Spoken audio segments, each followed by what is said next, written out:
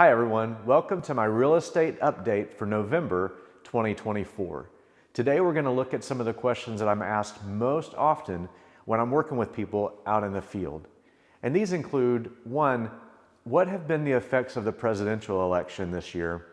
2, what are the current effects of interest rates on the market? And 3, what does seasonality look like for Oklahoma real estate as we head into the Thanksgiving and Christmas holidays? During a presidential election year, we usually see some slowing in the market right before the election. For 2024, it's been a little different. We started feeling the effects of the election earlier, around the end of July or beginning of August. You know, it doesn't matter which candidate people are rooting for or what ideas they're concerned about. It's just that uncertainty that creeps into the market and causes things to slow down. In contrast, now that the election is over and that piece of uncertainty is removed, things are already picking up. When I talk to builders that I work with, their phones are ringing more. For my own book of business, we've booked new contracts and started new listings all through November, and it's been as busy or productive as some of our summer months. Moreover, when we just look at new contracts booked during the month of November so far, it's up 15% compared to last year. So things are picking up definitely since the election has ended. Let's look at the effect of mortgage interest rates on today's market. This is a question that I'm asked most often right now from buyers and sellers. If you remember back on November 7th, just 2 days after the presidential election, the Fed lowered the rate another quarter point. Since then, interest rates have actually ticked up slightly. Why, you may ask? Well, a few weeks ago, it's because the Treasury bond yield was so strong. A week or so after that, it's because the October jobs report came out stronger than people expected. These things can keep rates up. There's another Fed meeting December 17th, and the announcement following that could have an impact on interest rates. The sense that I get when I talk to people out in the field is some folks are still waiting for some huge reduction in interest rates.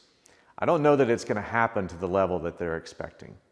Most professionals right now anticipate that as we move across 2025, we may see rates as low as the mid to upper 5s to 6% as probably our best case scenario for rate improvement.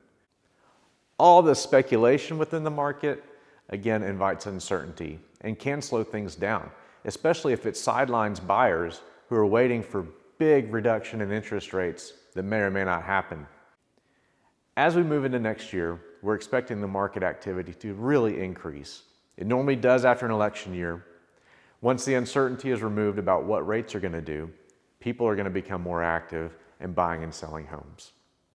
Another question that people ask me a lot this time of year is how seasonality impacts our market. Usually this is sellers asking if it's a good time to go ahead and list the house on market, or should they wait until the first of the year or even spring. The truth is, we don't have much in seasonal slowdown for the Oklahoma City market, except for those 4 or 5 weeks between Thanksgiving and Christmas. As we looked at just a moment ago, the number of new contracts is already up 15% year over year at this point in November.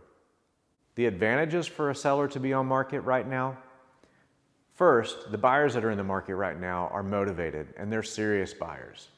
Secondly, there's less other homes, other inventory to compete with compared to what we're going to see in January or in springtime. Overall, how's the market? Well, we're seeing a very balanced or neutral market right now. We're up to a 4-month supply across the Oklahoma City metro in terms of inventory. Right now, the average days on market is at 42 days. So for sellers, there's opportunity because buyer activity has remained high despite elevated interest rates. For buyers, there's opportunity as the days on market increases.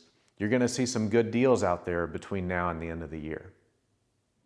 In terms of pricing, the average sales price is up 8% compared to last November, and the average price per square foot is up 5% year over year.